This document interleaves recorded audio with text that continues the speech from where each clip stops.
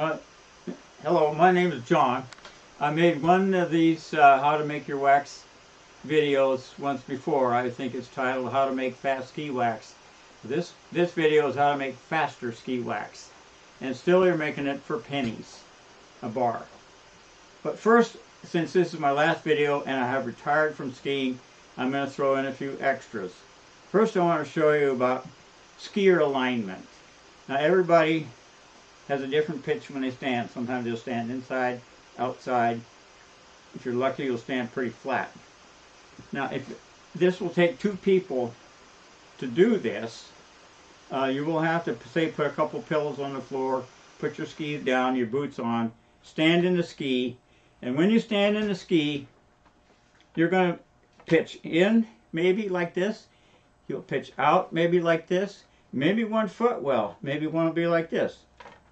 Ideally, every great skier I've ever tested pitches in 1 degree. Myself, I've got really crooked legs. I pitch out 4 degrees, which looks something like that. So I have to compensate by having the ski shop adjust my bindings. You don't need a level. I just use it for straight edge. If you check the gap in there, if it's 1/8 of an inch roughly for the width of the per degree for the width of a ski. But you will soon see whether you're standing straight or not. Now, that little demonstration is over. We'll move to the next one. Okay, I'm going to give you a little kind of a history lesson on skis because to give you an idea how long I've been around. This ski here dates to the 60s, and the cable system dates clear back into the 50s. And this is virtually the same kind of a ski I started on. The edges were screwed on with screws. They weren't part of the ski. They were literally screwed on. The next big revolution in skis and bindings is the head metal ski. This is probably one of the most famous skis in skiing history. And the look binding with the rotating heel and the long spring in here gave this binding the most amount of elasticity, and it was the safest thing going in those days. And this dates to maybe the late 50s, early 60s. But this is a milestone. This is an effort to make a fully releasable binding. You stepped in a ski, your boot had a metal piece went in here and a metal piece here. Well, it's a good idea, but you had to adjust all 4 corners of this binding to get it to release right. And I don't know that anybody ever got it to release right, so it didn't last very long. This is called a Miller binding. Same type of ski, screwed on edges, wood. Now that's the end of, that's in about end of the 60s. Here's a 70s ski. You'll notice there's no toe piece on this ski. You have a plate on your boot, you step in here, these 2 jaws clamp your boot, and release you in any direction. The downfall of this binding was you couldn't tell when the binding was going to release. So you could be going down a hill, hit a bump, and boom, lose your skis. And I skied on those kind of bindings for quite a long time. This is another. This is called a boot plate binding. This whole thing clamps to your boot and would come off in a fall, except for the fact it's got a cable under here, but only lets you go so far, and then there you are. You're out there with a binding attached to your foot and by a cable, and I think the results must have been disastrous because it wasn't that safe. And now we come full circle. If you see this binding, it looks very similar with the long spring-loaded heel piece, toe piece, very similar to this head binding. There's 35 years apart in this binding, except this is really high-tech, and this is the safest binding I've ever used. It's a toe piece. I can't demonstrate it, but the toe piece will actually open vertically in a backward twisting fall. This was my favorite ski for years, but that's when I was younger and more athletic and more muscular. It takes a lot of power to maneuver this ski. But anyway, that's pretty much it for the ski. Next session, I'll show you a few pairs of boots that were developed over the years. This is a basic lace-up boot. It's an improved lace-up boot. It has a rubber sole, but this came out in the very late 50s, early 60s. first buckle boot was the Lang. The Lang revolutionized boot systems. And so this has buckles. It has a hard sole. It didn't warp like boots did. And it was a pretty certain, but you'll notice how low they are. They're very low. Here's an oddball. Scott. This is a really oddball. This is a fiberglass case.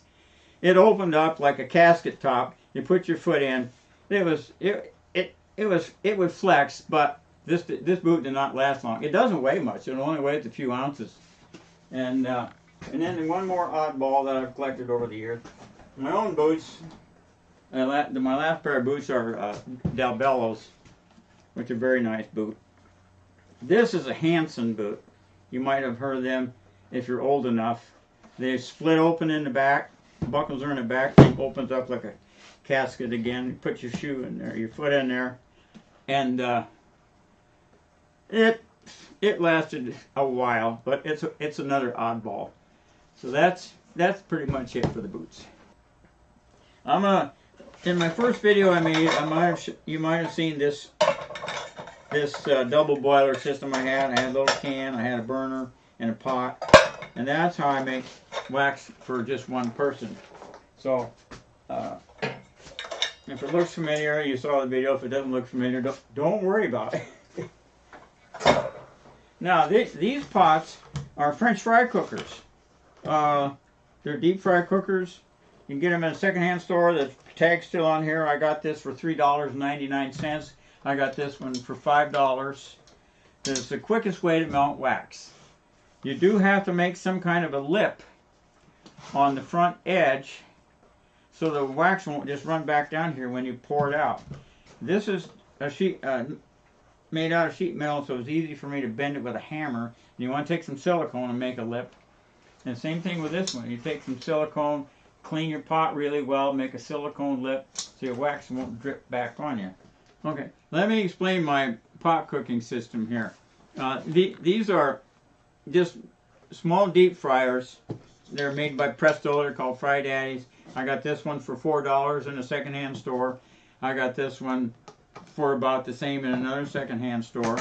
You have to make a lip in the front so the wax won't dribble down when you're pouring. So I made this out of silicone, and this pot is a cast pot, so you can't really form a lip in the metal. This one is a sheet metal pot. And I formed a lip with a hammer and a piece of steel, and then I take the silicone and build the lip out. That keeps the wax from dribbling down, which is really critical. You'll see when I pour the cookie sheet mold, you'll see what I'm talking about. Hi, I'm going to explain some of the items we use here. One I use is a candle mold release. You can use the dry lube spray to spray your mold with too, so that the wax will come out, which I'll show you later. But I just happen to have this candle mold release, which works good. The main ingredient, which makes our wax what it is what I call rocket fuel. And I showed how to make rocket fuel in the other video. And I used 50% original Rain-X. Now Rain-X has a lot of products, but you want to say original Rain-X right here. This other one is dry Teflon spray. Now it's got to say dry on it, otherwise it will have oils in it. You do not want any oils in the rocket fuel mix and having it get into your wax. So right now I'm going to mix up a little rocket fuel and show you how it's done. You take a clear container, and I made 2 marks here, and the first mark I'll put this in, put the Rain-X in up to that mark, and then I will take the dry lube and spray it in until it comes up to the next mark, and that would be plenty of rocket fuel for one person making his own wax. Now here we go. There's that. It's up to the first mark. I'm going to take this. Use the straw. Remind me to shake my can thoroughly You gotta shake the Teflon thoroughly. You have to stir your wax thoroughly all the time. Stirring and shaking is real critical, because the Teflon settles out. Now, okay, here we go. Yeah, maybe.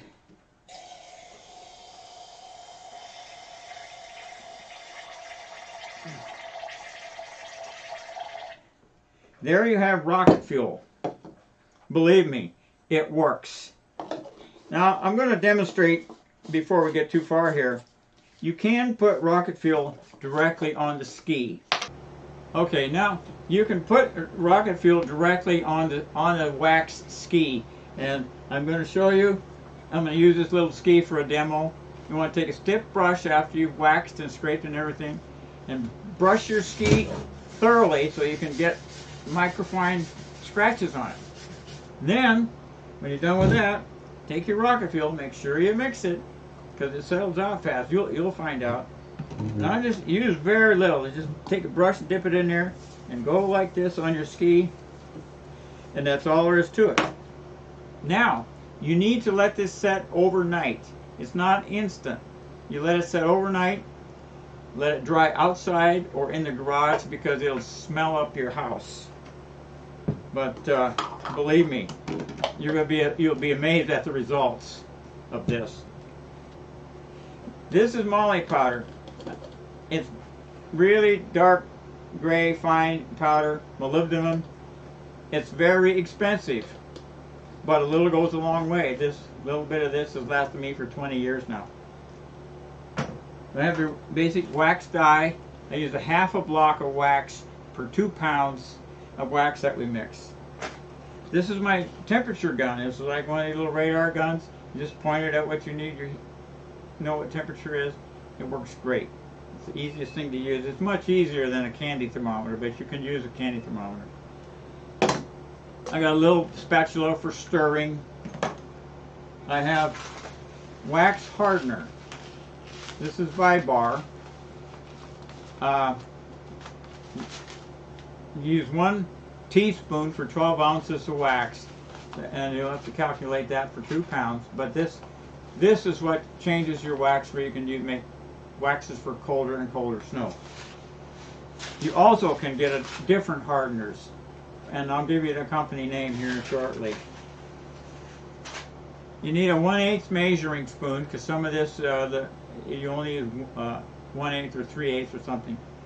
And that's about it. And a little spatula, a level to level up your pan before you pour, and that pretty much covers the tools and everything.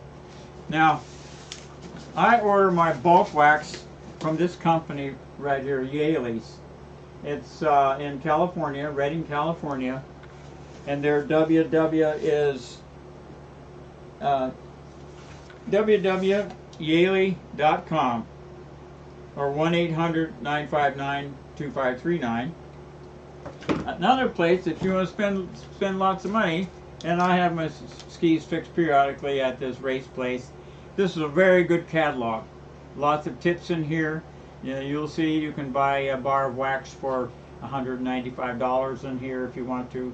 You can find all kinds of expensive things in here. But it's a very good catalog because it gives you lots of tips.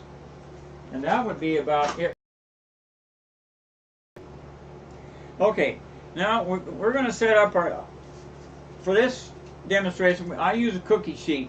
It's a really great way to make a lot of wax quick. I put a piece of styrofoam under it so it won't cool off too fast. You can put a piece of cardboard, you can put a blanket on it, you can put anything. Now I put my cookie sheet down right here. I check it with a level, make sure it's fairly level. And if it's not level, you just take a little wad of paper towel under each corner and level it up. When we're all done pouring and the wax is in here liquid, I have a couple of sticks here. Now you can use anything for a spacer because you want to put a lid over it to keep it from cooling too fast. So we'll have this. You can use cardboard. You can make cardboard spacers. You just don't want to let it fall into the wax. Well, we're ready to we're going to get ready to pour some wax here. The first thing we want to do is make sure that our cookie sheets are level, and this one is pretty level. I just took some pieces of paper and leveled the corners, and because you don't want it to spill. Now I've got this preheated, and this is heated to, I got it heated to 190. So now is when we put in, at 190 degrees, we put in a half a bar of wax and then stir. Now I'm going to emphasize stirring everything the whole time.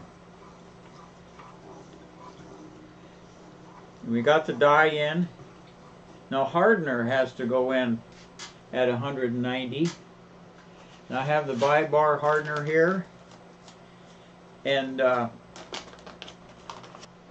going to take my handy radar gun here and check the temperature, and we get like 155, anywhere between 150 and 160. We can add the rocket fuel. Now the rocket fuel will settle out while you're waiting, so shake it up good, because Teflon, we'll make sure the cap's screwed on. Shake it up good, because the Teflon will settle to the bottom.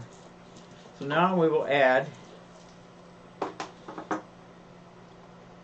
the required amount of rocket fuel, depending on the color of wax you're making. Everything except for green. Green gets twice the rocket fuel of anything else gets, because it's for warm temperature, but you'll see in the recipe. Now we've got our rocket fuel in. We want to keep stirring because we don't want that Teflon to settle out.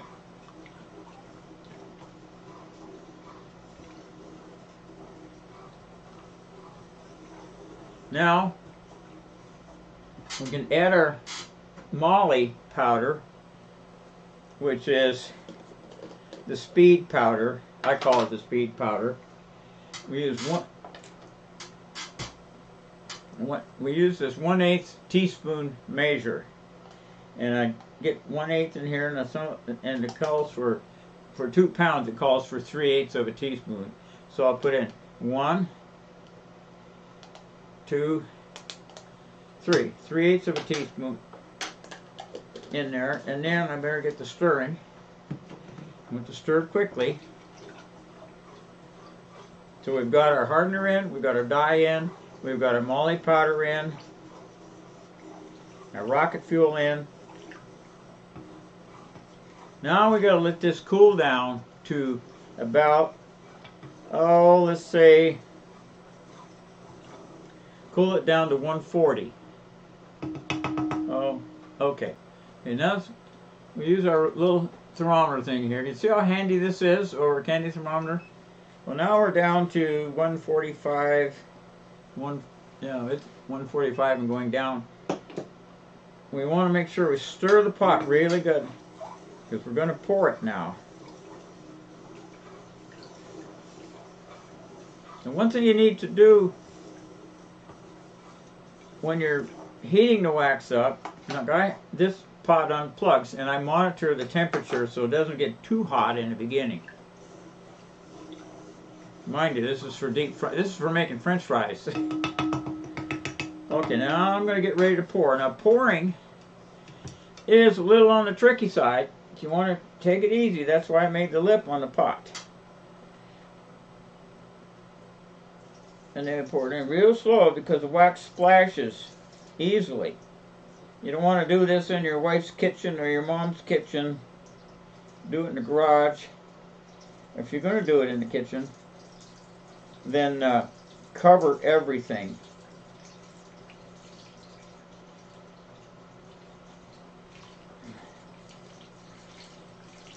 We're getting there. I gotta be careful not to run over it. That's one cookie sheet will take almost exactly 2 pounds. Now, we clean the pot immediately. I take some paper towels.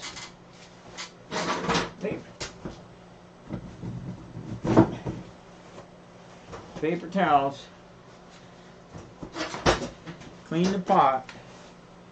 I don't stick my hand in there at first, because it's It's really hot. Let's take some paper towels, take my stick, run this around in there.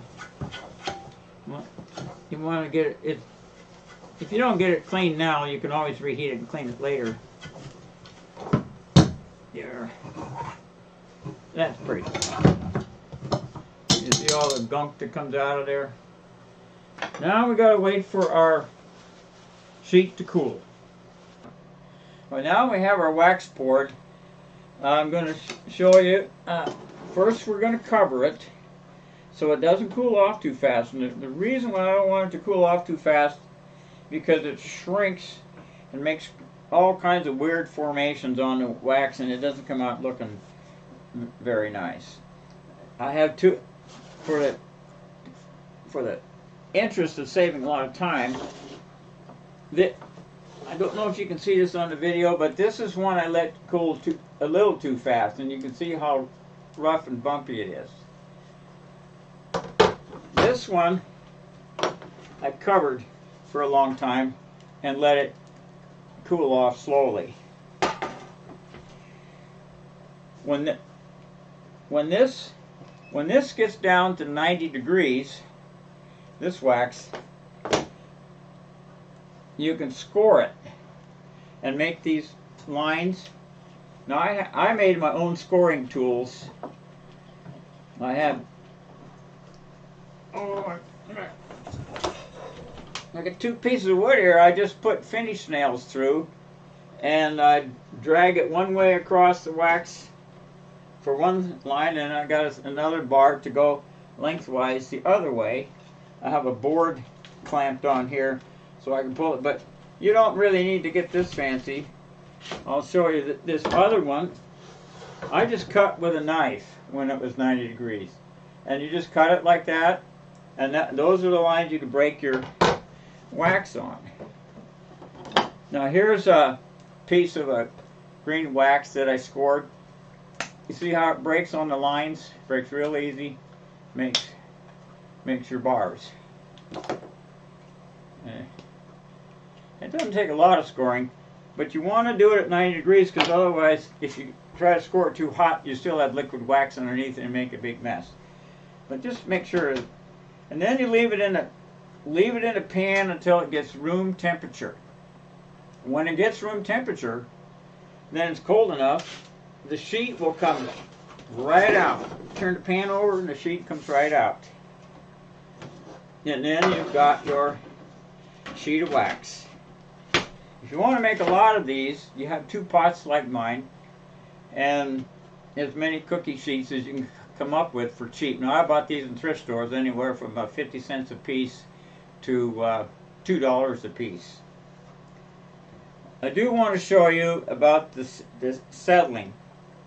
If you can see it on camera, this side is pretty black, and that's where the moly settled out to, and this is the colored side, but you can't see it, but it is moly all the way through. It'd be Teflon and rocket fuel all the way through, so there's really nothing to worry about there. The green, which is for the warmest temperatures, does not have moly in it, because we don't need it when it's really sloppy outside. Now that ends our wax pouring. Okay, now I'm going to try to summarize this whole thing shortly here, and you'll be able to see my summary. The wax making, step 1 was spray the cookie sheets, level up the cookie sheets. You can use Teflon or the mold release like I have here. Do not ever try to use cooking oil, Pam spray or anything, because you don't want that in your wax. Melt the wax to 190. Monitor this heat constantly, because this thing can heat to 250 before you know it. At 190, add the hardener or dye. If it's just the green wax, just add the dye. If it's the other 2 colors, you'll have hardener and dye. But read your recipe and get your recipe set in your mind before you do it. Number 3, cool it down then to 150. Keep stirring. Every time you add something, stir, stir, stir. I can't emphasize that enough. Stir the rocket fuel in at 150, and you can add the moly and stir it. Just keep stirring it. Especially the moly will settle out. The Teflon will settle out also in the rocket fuel, but not as much. But stir, stir, stir. And now, after you got that stirred in, let it cool to 140, but keep stirring the pot periodically. Stir the pot. And just before you go to pour, now I might not have done this in the video like I should have, but stir the pot, make sure everything's mixed, and then pour it in the pot. And be careful because it does splash. Let your wax cool down to about 90 degrees in the pan with the cover on. Now you go watch a movie while this is happening. After a while you'll get the idea of how long it takes. And then come back and score it. Once you get it scored like it is here, leave it. Just leave it until it gets down to room temperature. If you try to get it out too early, the center of it will still be stuck to the pan because the center cools fast. Now I got a few tips here. You can rub this wax on. That's not a problem. It's a good rub-on wax. It's also a good hot wax. If you rub it on and take a brush and brush it thoroughly. And then if you feel like applying some rocket fuel on your skis like I showed you earlier, you can do that. Make sure you dry your skis outdoors or in the garage.